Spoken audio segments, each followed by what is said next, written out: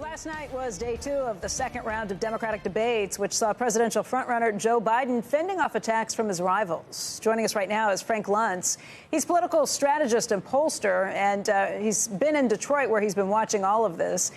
Good to see you, and thanks for joining us this morning. I think what we want to do is play back a few sound bites and have you react to them, Frank. So let's start with health care. Joe Biden and Senator Kamala Harris had a heated exchange on the topic, so let's listen in, and we'll get your take right afterwards.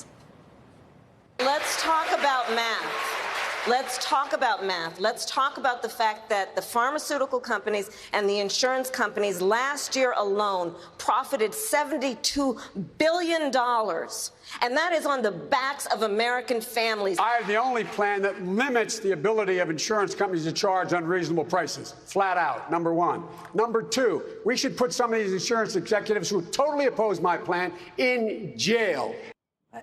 Wow. Frank, what do you think? Healthcare has been a huge topic on every one of these debates. Joe Biden, the vice president of the United States, calling for the jailing of CEOs from healthcare companies. If that's not an example of how the Democratic Party has changed, I don't know what is. What I saw over the last 48 hours is a Democratic Party that is hostile to corporate America, hostile to some of the people who are watching right now, and the language, the rhetoric, and these were the lines that got the greatest applause. So if you want to get the nomination right now, you've got to be against capitalism, you've got to be against economic freedom. And by the way, it's not just criticism of the healthcare companies, it's all of economic America right now. And today there are 500 or 1,000 CEOs that should be waking up scared to death. So that's something we heard, especially I think with Sanders and Warren the night before. But if that's what you have to do to win the Democratic nomination right now, run that far left, what does that mean about your chances in a general election? Well, I want to talk about individual candidates in the primary, because all the candidates in the center, the moderates, were just bowled over.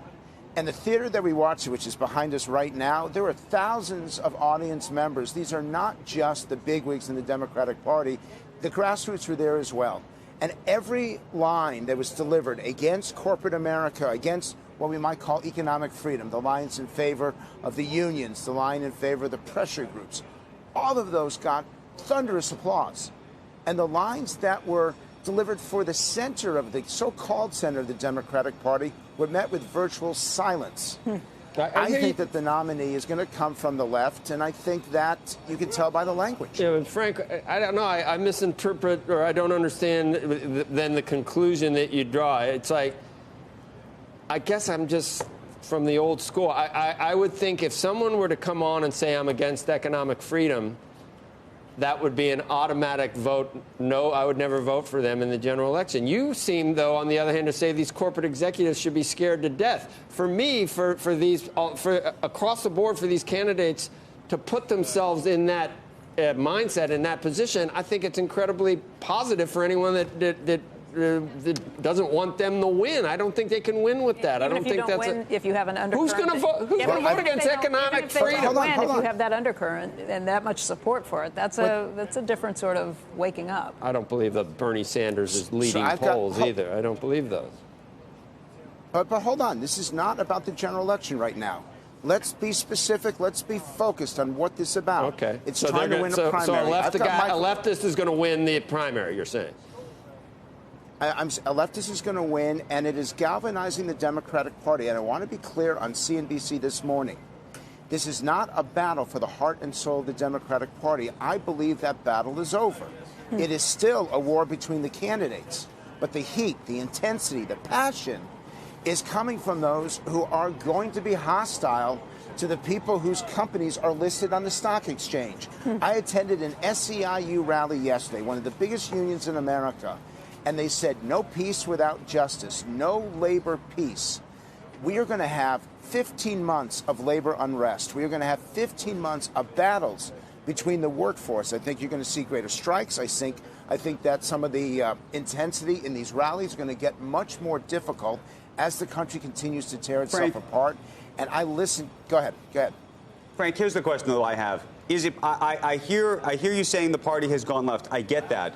I think the question, I know we're not in the general, but the question I have ultimately is even if Elizabeth Warren is ultimately the nominee, do you think that they ultimately have to tack towards the middle? And can they, given where they are, if that happens? So first, and by the way, I want to point out that Elizabeth Warren called them crooks on Wall Street. Crooks. They talked about corruption. This is the strongest language you can possibly use against the business in this country that has led the greatest economy in the last 50 years. Can they tack to the center? The answer is yes, except Medicare for All will require the removal of everyone's personal health care insurance. I don't think the American people are going to accept that. A Green New Deal is going to cause energy prices to go up 30%. I don't think the American people are going to accept that. What these debates are doing is that they are forcing Democrats into a corner that'll be very difficult to climb out. But America is moving slightly to the left, so this is going to be one hell of an election.